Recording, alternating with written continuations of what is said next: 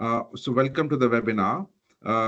Why we are hosting this session? The reason we are hosting this session is because we recognize that there are challenges that crane industry faces in complying with Australian design rules and providing the department with acceptable evidence of compliance. What is our aim? Our aim is to work together with industry to ensure that we have safer, compliant vehicles on Australian roads and achieve better outcomes for everyone involved. So, what are we going to do today? Today, I think we're going to talk on three topics. So, today we aim to explain the different pathways which can be used for crane certification. That will be the first topic. Then we'll be talking about the department's role and the NHVR's role with certification of these heavy cranes. And lastly, we will talk about issues that we are having with crane compliance and look at solutions to solve some of those issues regarding both the pathways, which is concessional RAV pathways, and the second pathway is the type approval pathway. So I think we'll have three topics. The first one would be RVS and special purpose vehicles, which will be done by Steve Cohon, and Steve Cohon works in my team. The second topic would be how NHVR and the department, what are our roles in the certification or in the provision of cranes to the market. That will be done by Richard from NHVR, and thanks to Richard for collaborating in this webinar for crane industry. And lastly, we'll be talking about the compliance issues and the solutions, which will be presented by Colin Duckworth from my team. So as a background, I would like to give a background on the crane requirements for provision of cranes to the market. So as I said, there are two pathways. One is vehicle type approval pathway, and second is special purpose vehicles pathway. Under the special purpose vehicles pathway, there have been transitional arrangements in place. From 1st July 2021 to 30th June 2023, SPVs were granted concessional RAV entry approval without demonstrating compliance with ADRs, provided all other entry criteria were met. So there was a period of couple of years in which there were exemptions and industry did not need to provide any evidence of compliance. From 1st of July 2023 to 30th of June 2024, SPV ADR compliance was required for 3 ADRs, which were brakes, lights, and mirrors for cranes, and brakes, lights, and mechanical connections for trailers. But from 1st of July 2024 onwards, compliance is required for all applicable ADRs, and this is where we have some challenges in demonstrating compliance to all ADR. Now I think I'll hand over to Steve to run the presentation on the concessional RAV entry pathway. Okay, hi everyone. My name's Steve Cahoon. I'm working in UMesh's team in technical assessment and approvals. We're responsible for crane certification. Okay, so an SPV, so concessional RAV entry approval. An SPV is a type of concessional RAV entry pathway for a road vehicle that is designed to operate for a special purpose, does not comply with the national standards, and could not perform its intended purpose if it did comply with those standards. An SPV or special purpose vehicle still needs to comply with the applicable national road vehicle standards to an extent that makes it suitable for use on a public road in Australia. So for test reports for concessional RAV entry, do not have to be from a Rover approved test facility. With concessional RAV entry approvals, multiple vehicles can apply for up to 30 identical, as long as they're the same make and model per application. Just to note, with concessional RAV entries, a new ADR does not become mandatory until the all model date of the ADR. So new model dates are not enforced in concessional RAV entry. New or used cranes can be complied under concessional RAV entry. Please note that used cranes, if they do come through this pathway, they're required to comply with all the latest applicable ADRs. So vehicle type approval pathway. So vehicle type approval allows a type of vehicle to be provided to the Australian market in unlimited volume. Main requirements must have a conformity of production system and must have either full design change control or have an arrangement under a commercial agreement to have access to information. With the vehicle type approval, it's 60 business days to decide on an application. The evidence requirements.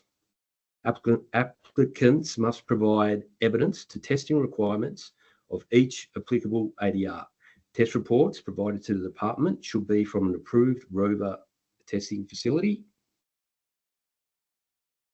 When applying for a vehicle type approval, you must demonstrate that you meet the eligibility criteria, provide supporting documentation relating to the eligibility criteria, identify the National Road Vehicle Standards, which are the ADRs, applicable to the vehicle type and variants, provide supporting information and required documentation demonstrating compliance with the applicable ADRs. It's important to note the approval holder is expected to monitor the ADR's applicability dates and vary the vehicle type approval when a new ADR becomes mandatory to ensure vehicles continue to comply with the applicable National Road Vehicle Standards in force when they are entered onto the RAV.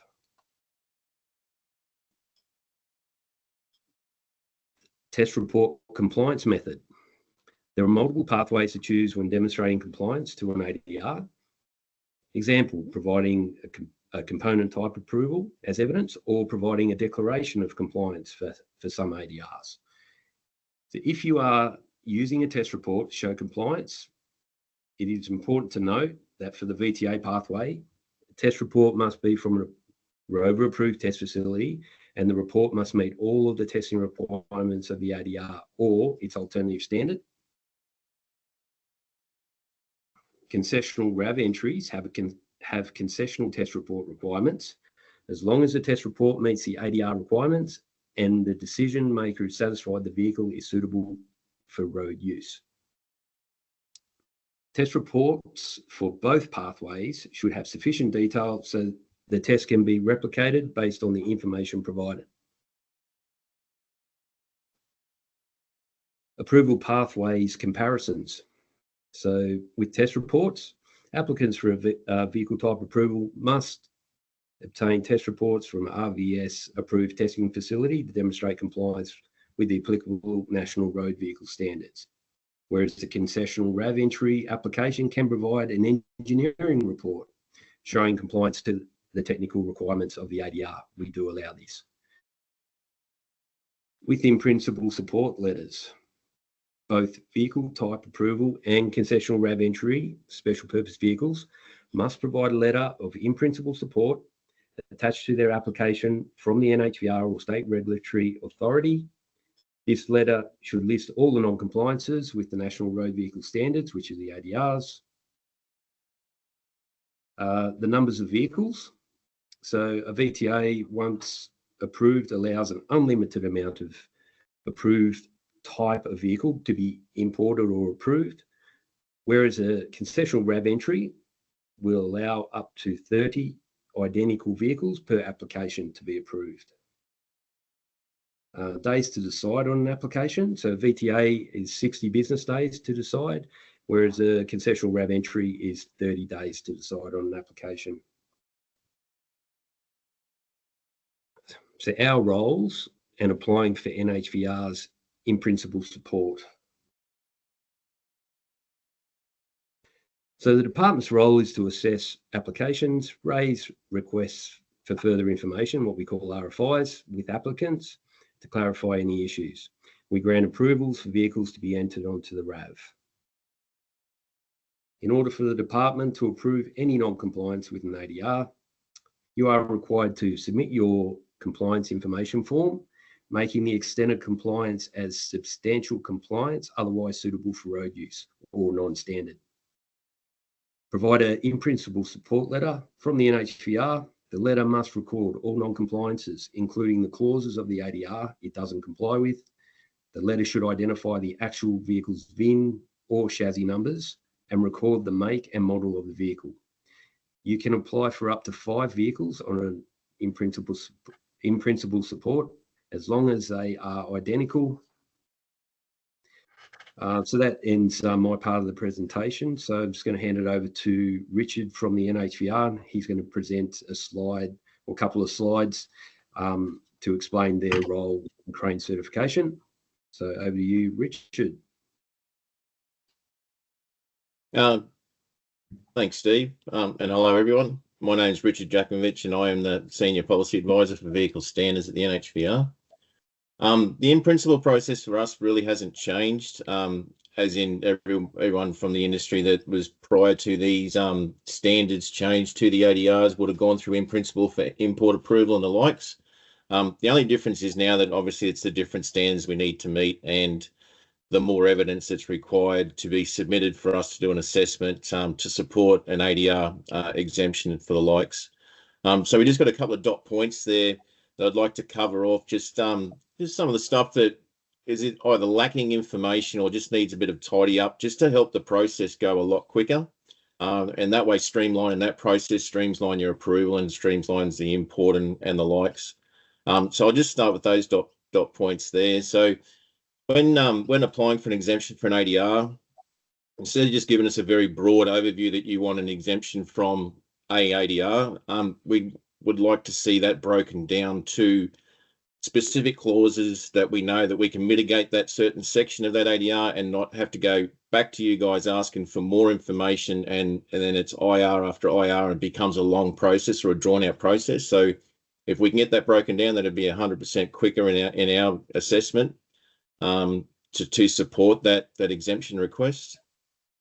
If it is a critical ADR, such as brakes or the likes, or even a protrusion is a good example of that as well. What have you got to mitigate that exemption request? Like a protrusion, have you got conspicuity marking? Have you got shrouds? Have you got, again, that coming to us with that first will just streamline that process and make it a lot quicker, that we can go, yes, they've taken that into consideration. That seems feasible. We'll support it.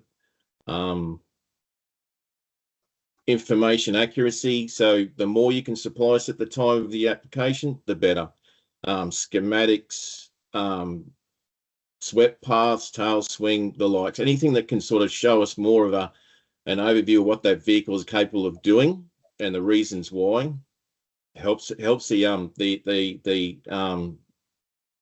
policy officer do their assessment of that application.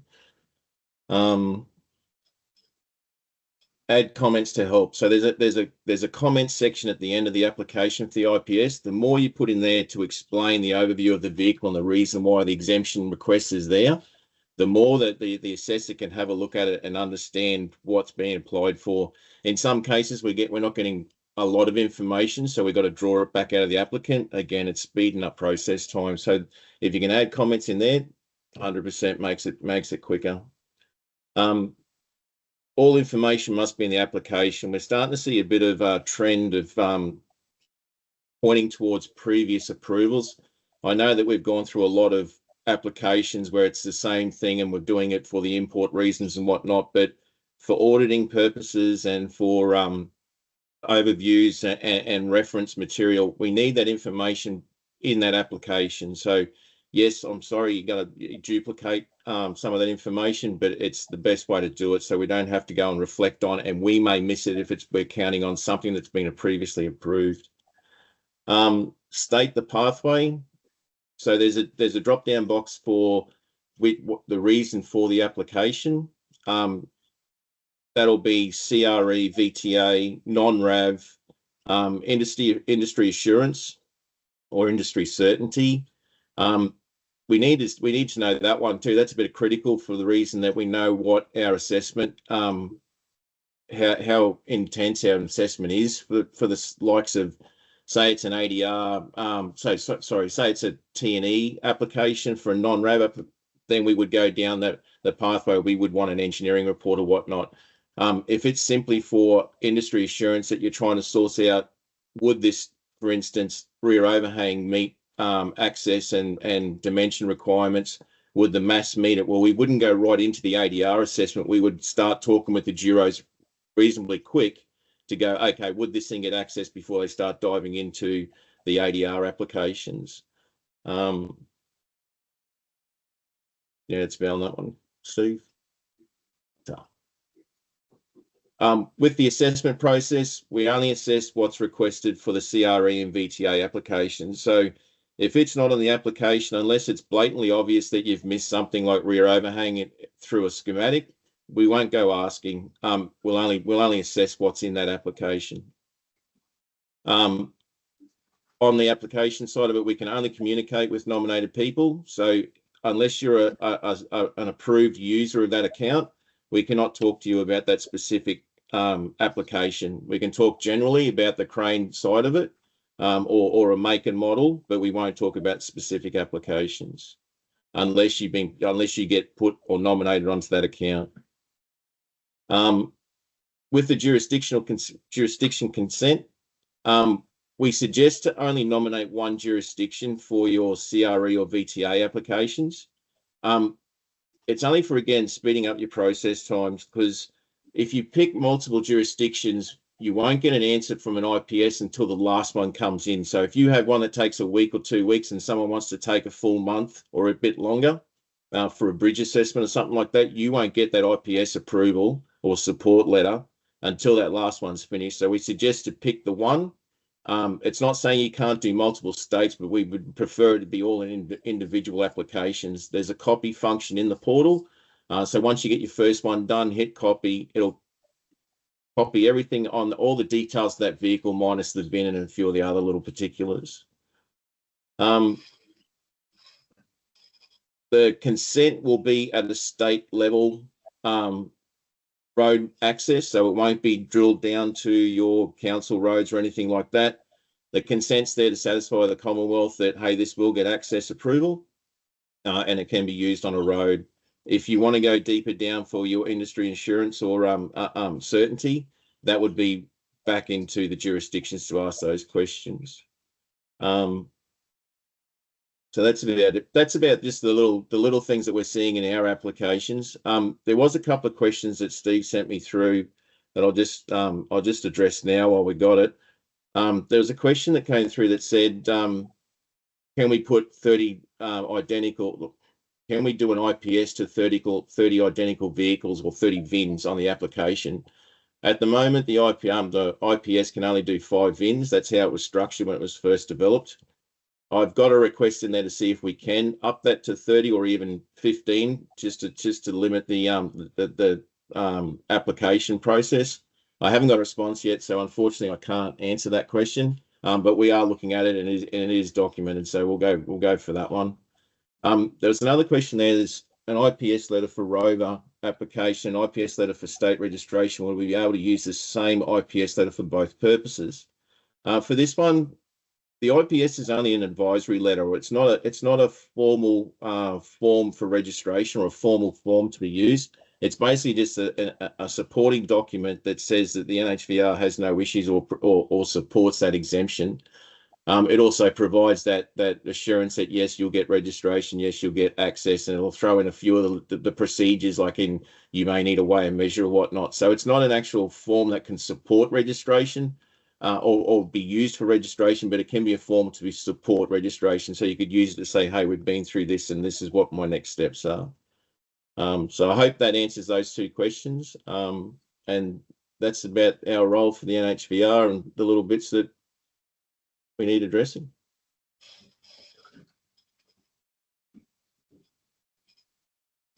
Microphone. Oh, hi, guys. My name's Colin Duckworth. I'm one of the assessors in the technical assessments and approval area. Thanks for that, Richard. I think that's great. That's helped clarify sort of where our bank of the river ends and yours picks up. So what we wanted to do here is we wanted to talk about some issues and that have come up in recent times that are just sort of like across the board with applications that we're seeing, and also how we've worked to actually provide some solutions for that. So the first one I wanted to pick up, which was kind of a big one, was when we're talking about test reports, for instance, for ADR 304, which is for seats and mountings, and ADR 506, which is for seatbelt anchorages. And this is particularly pertinent where we've got circumstances where the seatbelts are integrated with the seat. So what we sort of have seen is we've seen test reports for seats and seatbelt anchorages, which only sort of do partial tests, and they don't actually canvass the full extent of the technical requirements of the ADR. And also it's sort of combining test reports for this sort of thing for seats and seatbelt anchorages has to be fairly rigorous in ensuring that it considers the unique mounting configurations of each sort of model that we're actually talking about. So what happens in that situation too is that test reports fail to satisfy all the technical requirements of either ADR 3 or the alternative standard of UN ECE R17. And also reports overlooking seatbelt anchorages when they're integral to the seat. And that kind of leads to all sorts of issues as well, of being able to untangle whether what we're looking at as a whole is compliant or not.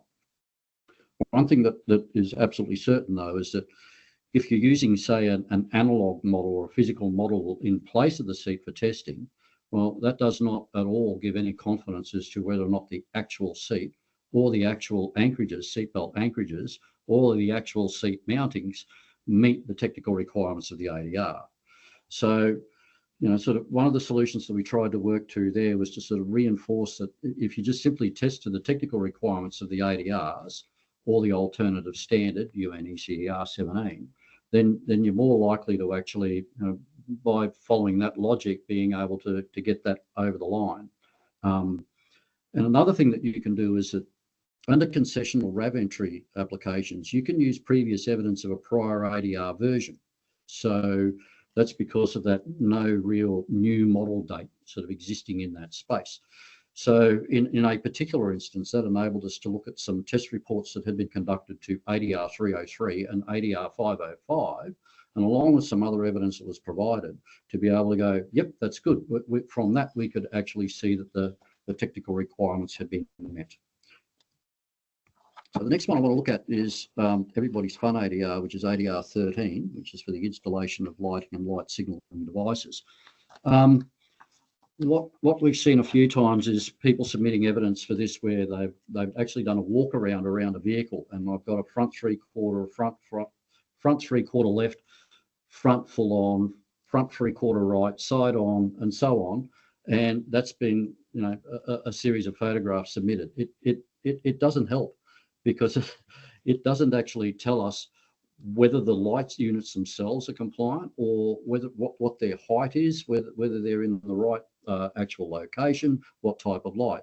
So what's the best thing to do there is to just provide us with a lighting layout drawing. So essentially a drawing is third angle projection that's all dimensioned up, that shows where the lights are fitted, what height they are, and so on and so on. And if there's a table provided that sort of matches the light with like a component type approval or a UN approval, that also enables to see whether the correct lights are fitted. So whether it's a Cat 6 side indicator instead of a Cat 5, it also enables us to check whether the light meets the geometric visibility requirements. We can see whether it's obscured by equipment. We can see whether it meets the dimensional requirements for height, how far apart they are, edge measurements, and so on. Now, and if you don't provide that lighting layout diagram or image, you can bet we're going to raise an RFI and ask for it. So I think putting the time in and providing that and a bit of thought into that saves a lot of effort. Now, another thing around that though is that if you've got a vehicle that actually has a certification under the alternative standard to ADR 13, which is UN ECE R48, when you've got that, we accept that as evidence of compliance with all of the lighting ADRs. And that's simply by virtue of the fact that UN ECE R48 entertains within itself whether or not a light itself is a compliant light and in a compliant location. So it's sort of like a shorthand or compacted version of what happens under a ADR 13 assessment. But if you've got a UNEC R38 compliance, we know that everything fits. We know that the lights are in the right spot and that they're a compliant light. So the next one we'll have a look at is ADR 3507. Now, as you can imagine, 3507 commercial vehicle braking is a critical one. This is one that we like to make absolutely sure that vehicles are completely compliant to, right? And what has happened in the past is that some applicants have provided sort of like partial testing. So they might be testing to ADR 3507 ostensibly, but for whatever reason, they're leaving out vehicle stability control. Now, what you can't do in this situation is you can't choose sort of which parts of the ADR requirements to test to. You either test to all of the ADR requirements or to the full alternative standard, which in this case is UNECE Regulation 13.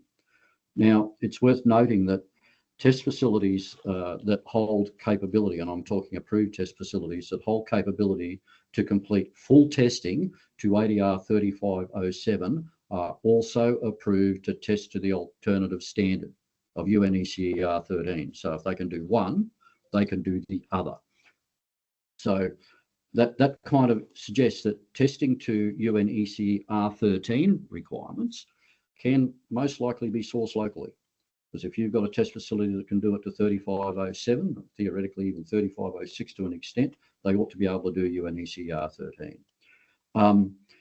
Now, we've mentioned exemptions.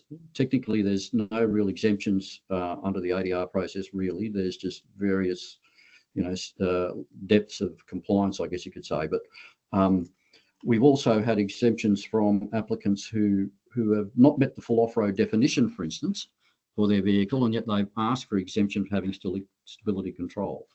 Now, it's just straight up. We will not approve an exemption unless it is clearly stated in the ADR. So, unless the ADR states, except in circumstances where it is exempt, no, they just simply won't be granted. So the off-road requirements that I'm talking about, or that I mentioned there, actually on the slide, you can see there. So some applicants have met the off-road capability, except for Appendix 1A, where all wheels must be driven. And as I said, there's no exemption to this. So in trying to find a solution to how do we actually get around that in those sort of somewhat challenging situations, how do you test to the ADR, which requires stability control, and that's one way you can do it, or you can test to the technical requirements of the ADR's alternative standard. So UNECE R13, for instance, actually exempts some mobile cranes from having stability control. And what it has to be understood, or might be helpful to know, is that if you test to the technical requirements of UNECE R13 and satisfy them, you actually also satisfy the technical requirements of ADR 35. So if you get that UNECE R13 technical requirements met, you have met the technical requirements of ADR 3507. Next one I want to look at is emission controls, because this is another one that can be a bit confusing and can be a bit of a challenge. ADR 803 emission control for heavy vehicles. So what do we do here when we've got situations where the applicants are unable to show compliance with the emission requirements? Now, most of your engine suppliers, though, will be able to provide you with some indication of the level that their vehicles, that those engines meet. So for concessional RAV entry applications, engines that can be demonstrated as meeting EU Stage 5 or US Tier 4 final emission standards may be recognised as substantially compliant, otherwise suitable for road use. So still non-standard with ADR 80 where applicable. So that means that that's accepted. So it still also means that you need an in-principle support from the NHVR is also required, just to actually flag that non-compliance. So that helps that everybody's aware of it. Now, for vehicle type approval applications, engines that comply with EU Stage 5 or US Tier 4 final emission requirements may be considered as substantial compliant, otherwise suitable for road use, non-standard. But this is a non-compliance with emission standard that must be supported by the NHVR in an in-principle support letter. But just to reiterate that those two EU stage, the EU Stage 5 and US Tier 4 final emission requirements, if you've got certificates from your engine suppliers that indicate those engines meet that, then you are well on the way to meeting the technical requirements of ADR 8003. Next one I want to look at, ADR 93, forward field of view. This one I know has caused some applicants a great deal of thought, and it's given us something to think about as well. So some applicants have never been sure of how to meet the requirements to meet that ADR, right? So the basic function of this vehicle standard is to ensure that the driver has an adequate field of view, which is fair enough, that it's an adequate field of view to either side and in all directions in the front of the vehicle. The key here is adequate, right? That's the thing. So what the solution that we've kind of arrived at is if the applicant has conducted their own testing, I mean, they've done a review of ADR 93 and they've given it consideration, and they believe they pass the requirements for having an adequate field of view, then the next step is to submit a compliance information form indicating full compliance, but also providing your testing results. So, you know, if you've got any drawings that you've done, if you've taken any photographs, submit all of that as sort of like supporting information to that CI form, but also with sufficient declaration that the vehicle complies with the Australian design rule. And in that way, we'll be able to look at it and assess that information. And we'll probably agree with you. You know, if it's an adequate field of view and you've demonstrated an adequate field of view, then the technical requirements of ADR 93 have been met. We're on to the last one that I wanted to look at out of the 5, which was ADR 65, maximum road speed limiting for heavy goods vehicles and heavy omnibuses. I just wanted to add this one because my experience has been that this is possibly one of the most overthought ADRs in the game. So we've seen sort of evidence of certification that's been provided to us that simply does not address any of the technical requirements of the ADR. It was sort of like trying to create a secret sauce to figure it out. But it comes down, and this is going to be a point that I'll reiterate in like summary at the end. The test reports are required to meet the testing requirements of the ADR or its alternative standard, right? So as you can see on the slide, there are several ADR test options to choose from. One is you can do maximum road speed limited by gearing, so you can do a calculation on gearing. You can also sort of have a discussion around the road speed governor and how that actually functions. That also includes a full test report. And the alternative standard, and this is applicable more to those vehicles that might have, say, an EU certificate of approval, an overarching one, is that if you conduct a clause-by-clause comparison between ADR 65 and UNEC R89, that's an option that you can explore. So if you choose to select that route, providing you can demonstrate and provide an argument that the UN standard is equivalent to or more stringent than ADR 65, then that's something that we can look at and consider to accept UN Reg 89 in the alternative. But you have to be aware that UNEC R89 is not an alternative standard. It's not a formal alternative standard of ADR 65. So you'll need to submit a compliance information form with the extent of compliance as substantial compliance, minor and inconsequential. But I think that's the sort of the 5 that I wanted to raise. I think that if there's a thread that can be looked at through it that's common, that's always common, is evaluate what the actual technical requirements of an ADR are. What does it say? It's often contained in one clause within the ADR. And then if you can demonstrate that the vehicle meets those requirements, then you're 90% of the way there to demonstrating that the vehicle meets the requirements of the ADR. So just to assist in that, we've sort of thrown some resources there as well, sort of not only with the ADR side of things and that compliance, but just in applications generally. You know, the guide to vehicle type approvals has got some good information. The guide to SPVs gives you some sort of good overarching stuff that you can look at. The NHVR's vehicle standards guide, that offers you clues as well. The vehicle standards themselves, just read them. I can't stress that enough. Read them, look at the technical requirements, demonstrate the vehicle meets the technical requirements. If you need to engage a testing facility, we've got guides around how about that, or how you might be able to establish yourself as one.